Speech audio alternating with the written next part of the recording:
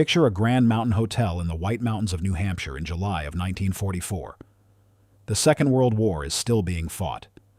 D-Day has happened just 3 weeks before. The Pacific is still a killing field. American boys are still dying in Normandy hedgerows. And yet, 730 delegates from 44 nations have traveled to a resort called the Mount Washington Hotel, with its red roof and its white colonnades and its view of the most severe peaks in the northeastern United States, to do something that sounds almost surreal given the circumstances. They are going to redesign the entire financial system of the world.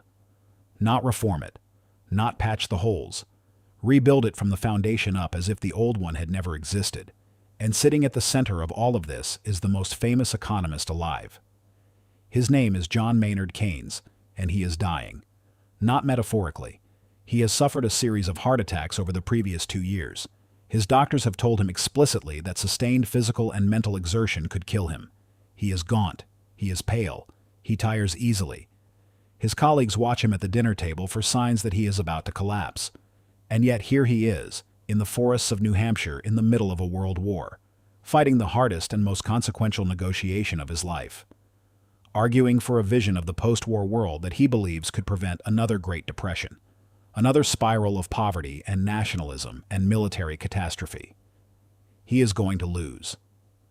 And the consequences of that loss are still being paid today by billions of people in countries that most of the delegates at Bretton Woods had never visited and could not have found on a map. The arrangement that was built in that hotel in July 1944 is the arrangement that still governs the global economy. The flaw that Keynes identified in the winning proposal, a flaw so fundamental that one American economist would reduce it to a paradox bearing his own name, has never been fixed. It has only been deferred, mutated, and handed forward to the next generation, and then the next. This is the story of 3 weeks in a mountain hotel that rewired the world. The story of what Keynes actually proposed and why America killed it. The story of how the dollar became the currency of the planet without most of the planet being asked. And the story of a design contradiction that Keynes saw coming in 1944, that a Belgian-American economist laid out with mathematical precision in 1960, and that nobody with the power to fix it has ever chosen to fix.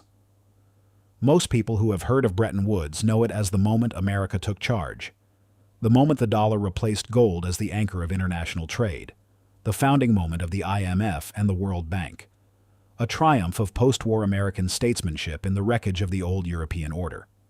That version is not entirely wrong, but it leaves out everything that matters most. Let us begin where every financial story begins, with a catastrophe so severe that it shattered the assumptions of an entire civilization. The Great Depression did not just destroy wealth, it destroyed a worldview. The beliefs that had governed the way governments and central banks thought about money and trade and debt since the 19th century. The gold standard, balanced budgets, the self-correcting wisdom of free markets, all of it had been tested in the furnace of the 1930s and found not merely wrong, but lethal. A third of American workers were unemployed at the depths of it. Industrial production had fallen by half. Germany's democratic government had collapsed under the weight of unemployment and hyperinflation and handed power to a man whose name we still use as a shorthand for the worst thing a government can become. And the mechanism that was supposed to prevent all of this, the international gold standard, the system under which currencies were anchored to gold and countries were forced to keep their accounts in balance, had not prevented the catastrophe. It had accelerated it. Countries had raised tariffs and devalued their currencies and frozen out their neighbors in a race to the bottom that turned a recession into a decade-long catastrophe and a catastrophe into a world war. By the time the Second World War broke out, every serious economist on Earth understood one thing without ambiguity. Whatever financial order came after the war, it could not be the gold standard. The old rules had failed. Something new had to be built. The question was what? And the two men who would do more than anyone else to answer that question were as different as two men can be. John Maynard Keynes was a Cambridge-educated English intellectual, a member of the Bloomsbury Group, a man who had made and lost personal fortunes speculating on currencies, a writer of such clarity that his economic arguments read like literature. He had spent the 1930s arguing against the prevailing orthodoxy that governments could and should borrow and spend to lift their economies out of depression, that the old insistence on balanced budgets in a downturn was not sound economics, but a dogma that was actively making things worse. He was the most celebrated economist of his generation. He had been right about the Versailles reparations in 1919, publishing a devastating prediction of what they would produce that was ignored at the time and vindicated within a decade. He arrived at Bretton Woods as the head of the British delegation with a plan he had been developing for 3 years, a plan he called the International Clearing Union. Harry Dexter White was an American. The son of Lithuanian Jewish immigrants, he had worked his way through Harvard on academic merit and clawed his way up through the Treasury Department bureaucracy on sheer intellectual force and bureaucratic skill. He was less elegant than Keynes, less celebrated in public, harder in his manner. He was blunt where Keynes was charming, combative where Keynes was persuasive. He had his own plan. And he had something Keynes did not have, something no amount of intellectual brilliance could substitute for in the summer of 1944. He had the gold. By the time the delegates arrived at the Mount Washington Hotel, the United States held approximately 2/3 of all the monetary gold in the entire world. 2/3. Europe had been bled dry by 6 years of war. Britain, the empire that had spent a century running the global financial system and financing the trade of the world, was so deeply indebted to America by 1944 that its negotiating position was, as one historian described it, not unlike a man trying to negotiate the terms of his mortgage while the bank already holds the deed to his house. Keynes understood this precisely. He was not naive about power. He went to New Hampshire knowing the cards he held and knowing who held the rest. He fought anyway, because he believed the stakes were high enough that fighting a losing hand was better than not fighting at all.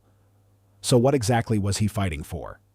The Keynes plan, the International Clearing Union, was built on an idea that sounds almost simple until you follow its implications to the end. The problem with the old gold standard, the specific design flaw that had made the Depression so catastrophic, was that it imposed discipline on debtor countries without imposing any equivalent discipline on creditor countries. If a nation ran a trade deficit, if it was importing more than it was exporting and losing gold in the process, the gold standard forced it to deflate, to cut wages, shrink spending, contract the economy until imports fell and the trade gap closed. This process was painful. It destroyed jobs and savings, and when it went on long enough, it destroyed governments. But here was the asymmetry that Keynes had identified, and that he found not just unjust, but economically irrational. Countries that ran persistent surpluses, that were exporting more than they imported, and accumulating gold year after year, faced no equivalent pressure at all. They could simply sit on their growing hoards and watch their trading partners suffer the adjustment alone. The pain always flowed in one direction, downward, onto the workers and the debtors. Never upward, onto the accumulators. The Bancor, the new international currency Keynes proposed, was designed to break that asymmetry. Countries would settle their trade imbalances not in gold or in any single nation's currency, but in Bancor, held in accounts at the International Clearing Union. And here was the revolutionary mechanism at the heart of it. Countries that accumulated persistent surpluses beyond a certain threshold would be penalized. They would pay charges on their excess balances, and those charges would be recycled back into the system to support deficit countries. Both surplus and deficit countries would face an incentive to move back toward balance. No single country's currency would sit at the center of the system, which meant no single country could enjoy the privilege of running unlimited deficits, simply because the world needed its money, and no single country could accumulate unlimited surpluses, simply because it had the power to enforce its commercial advantages. It was, in the considered judgment of economists who have studied it in the 8 decades since, a genuinely elegant solution to a genuinely structural problem. Harry Dexter White looked at it and said no. The American counterproposal was simpler and, from the American point of view, incomparably more favorable. The dollar, not a neutral international currency, would be the anchor of the new system. The dollar would be fixed to gold at $35 per ounce. Every other currency in the world would be fixed to the dollar, creating a hierarchy with the dollar at the top. Countries could hold dollars as their reserve currency, and they could, at least in theory, exchange those dollars for gold at the U.S. Treasury at the fixed rate whenever they wished. There would be an international monetary fund, but it would be capitalized at a fraction of what Keynes had envisioned, far too small to serve as the global balancing mechanism he had in mind. And crucially, there would be no penalty on surplus countries. The burden of adjustment would fall, as it always had under the old system, on the debtor. Keynes fought. He argued over the size of the fund. He argued over exchange rate flexibility. He negotiated clause by clause, exhausting himself through sessions that sometimes ran past midnight when his health could barely sustain a full afternoon. He was charming and brilliant and devastating in argument, and it made no difference at all on the central question. America had the gold. America had the factories, the only major industrial economy in the world still intact after 6 years of war. America was financing the reconstruction of Europe and Asia, and much of the rest of the world. America was going to get what America wanted. The Bretton Woods Agreement was signed in the final days of July 1944. The dollar became the world's reserve currency. The IMF and the World Bank were established on American terms. And Keynes flew home to England knowing that something important had been conceded, something that no amount of goodwill or fine language in the founding documents could restore. He died less than 2 years later, in April of 1946, of the heart attack that had been stalking him since New Hampshire. Now here is where the story takes its first sharp turn. When Harry Dexter White put the dollar at the center of the post-war financial order, there was a problem buried in the design that almost nobody worked through at the time. It was not hidden. It was not a secret kept in a back room. It was a structural contradiction that followed logically from the premises of the system, and that would have been visible to anyone who thought it through carefully enough. One man did think it through carefully enough, and what he found was devastating. His name was Robert Triffin. He was Belgian-born, American by training, and he appeared before the Joint Economic Committee of the United States Congress in October of 1960 and stated his findings without softening them. What he described has been known ever since as the Triffin Dilemma. It goes like this. If the dollar is the world's reserve currency, then the rest of the world needs dollars. Countries need to hold dollars in their central banks as reserves. International trade is settled in dollars. Global commodities are priced in dollars. To supply all those dollars to a growing world economy, the United States must run persistent balance of payments deficits. It must send more dollars out into the world than it brings back in, simply to keep the system liquid, simply to give the world the currency it needs to function. But here is the contradiction that cannot be resolved. If the United States runs persistent deficits for long enough, eventually the rest of the world will hold far more dollars than there is gold in Fort Knox to back them. And at that point, the foundational promise of the Bretton Woods system, the promise that any country could exchange its dollars for gold at $35 per ounce on demand, becomes a fiction, a bluff, a collective agreement to pretend that something is true when everyone privately suspects it is not. Triffin laid this out in precise mathematical terms to the Congressional Committee and told them directly and without hedging that the system contained a contradiction it could not resolve. The dollar could not simultaneously be the world's reserve currency and a stable store of value. The two requirements were in conflict, and the conflict would eventually surface. Congress thanked him and moved on. The Treasury issued no emergency policy. The Federal Reserve made no adjustments. Everyone understood what he had said, and everyone went about their business. 11 years later, it broke. By the late 1960s, the United States had been running deficits for years. The Vietnam War was expensive beyond almost anyone's early projections. The Great Society programs, Medicaid, Medicare, the broad expansion of the federal social contract under Lyndon Johnson, were expensive. Dollars had been flowing out of the United States and into the vaults of European central banks for more than a decade. And those central banks had begun to do exactly what Triffin had predicted they would eventually be forced to do. They had noticed that dollars outstanding in the world vastly exceeded the gold reserves in American vaults. France, led by Charles de Gaulle, who had long resented what his finance minister called the exorbitant privilege that dollar hegemony gave the United States, had been converting its dollar reserves into gold at the official rate for years. Other countries followed. The gold was draining out of Fort Knox month by month. On the evening of August 15, 1971, President Richard Nixon went on national television and announced, without international consultation, without convening the nations that had signed the original Bretton Woods Agreement, without any of the formal machinery that had been built in 1944, precisely to manage moments like this, that the United States was suspending the convertibility of the dollar into gold. Just like that, with 26 minutes of primetime television, the promise at the heart of the post-war monetary order was simply canceled. The formal architecture of Bretton Woods had lasted exactly 27 years before it collapsed under the weight of the contradiction Triffin had identified in 1960 and Keynes had feared in 1944. But here is the detail that the story almost always stops before reaching. The dollar did not stop being the world's reserve currency when it stopped being backed by gold. The dollar did not retreat. It did not cede ground to a basket of currencies or to some updated version of Keynes's Bancor. If anything, the dollar became more entrenched. And to understand how that happened, you have to follow the money from Washington to Riyadh. In 1973 and 1974, in negotiations that were not announced and not debated, the United States struck a security arrangement with Saudi Arabia. The Saudis would price their oil exports exclusively in dollars. In exchange, the United States would guarantee the security of the Saudi monarchy against its enemies, foreign and domestic. The deal spread gradually through OPEC.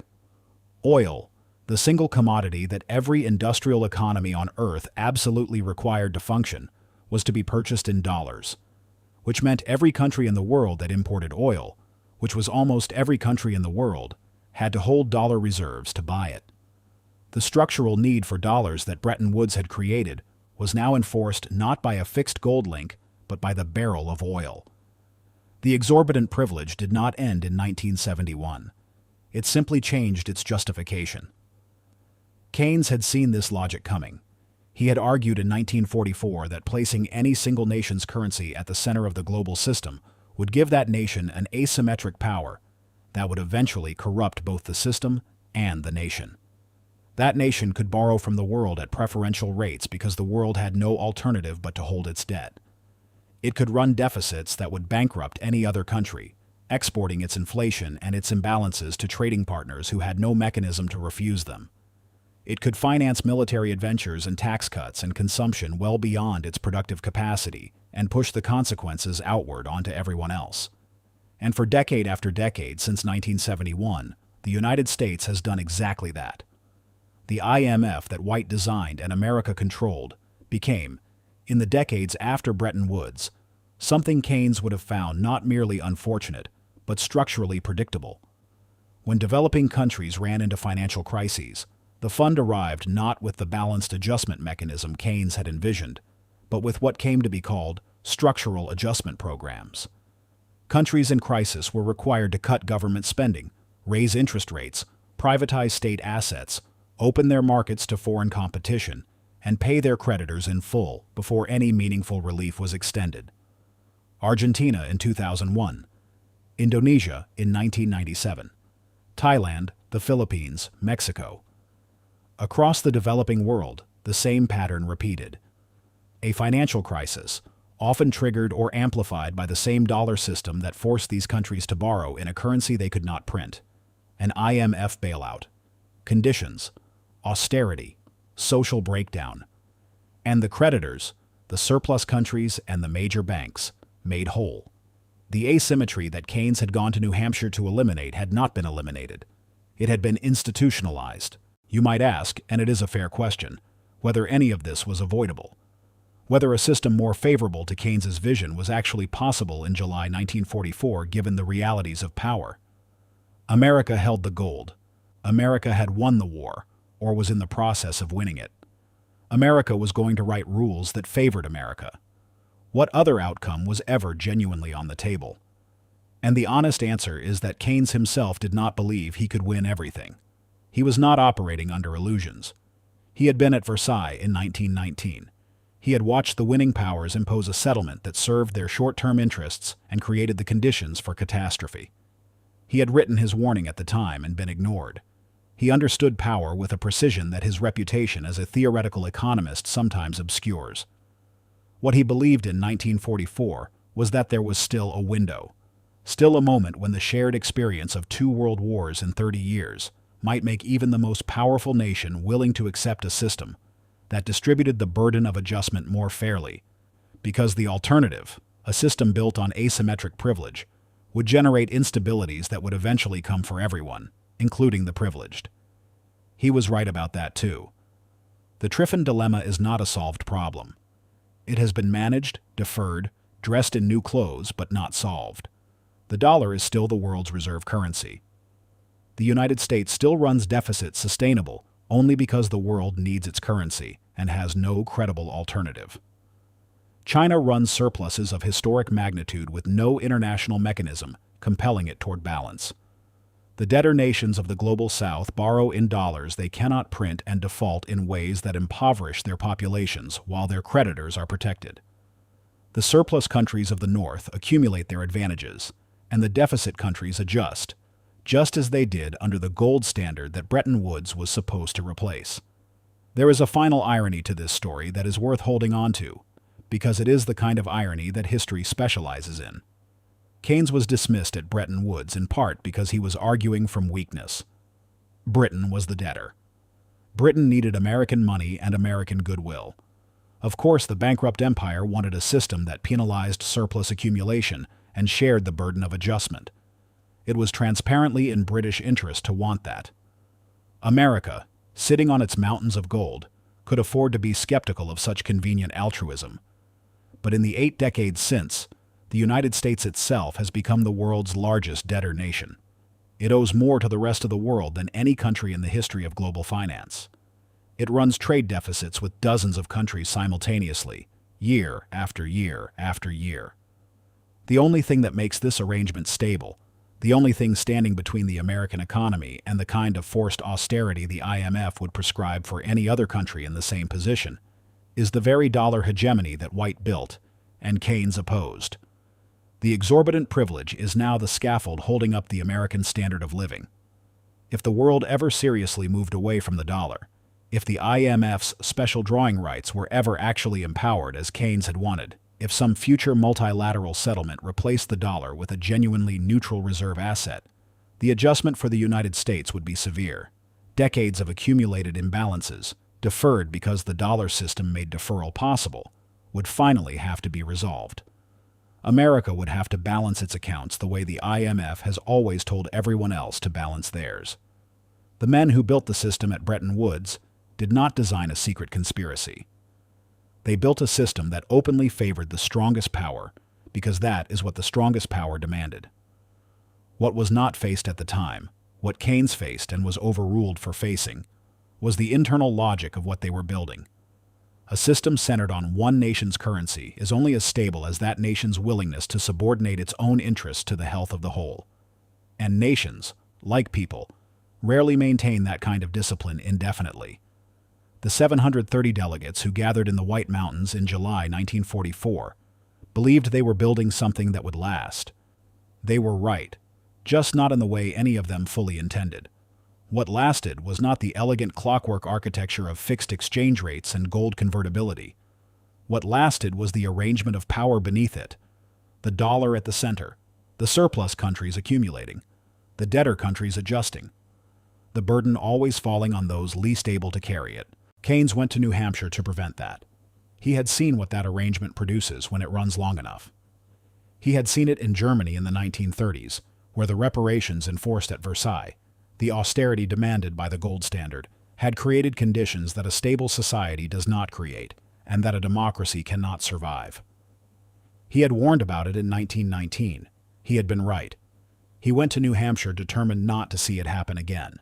He was overruled, and the flaw he identified was not corrected. It was embedded into the foundations of the institutions that were supposed to represent the lessons of the previous catastrophe. And then those institutions went about their business of managing a world that was organized, beneath all the fine language of the founding charters, on a principle of asymmetric power that Keynes had spent his entire career arguing against. The question he raised in that hotel in 1944, who bears the burden when the world's financial accounts fall out of balance, was never truly answered. It was only postponed and institutionalized and handed forward to the next crisis and the crisis after that. And if you want to understand why some countries borrow endlessly, while others are driven to ruin by debts they cannot repay and currencies they cannot print.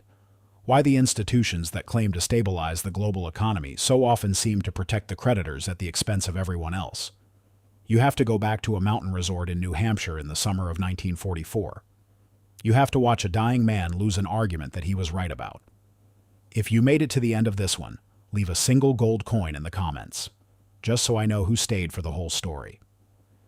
If you appreciate history examined at this depth, the myths stripped away, and the real mechanics laid bare, subscribe, because this is exactly what we do here, every week. Thank you for watching, and I will see you in the next one.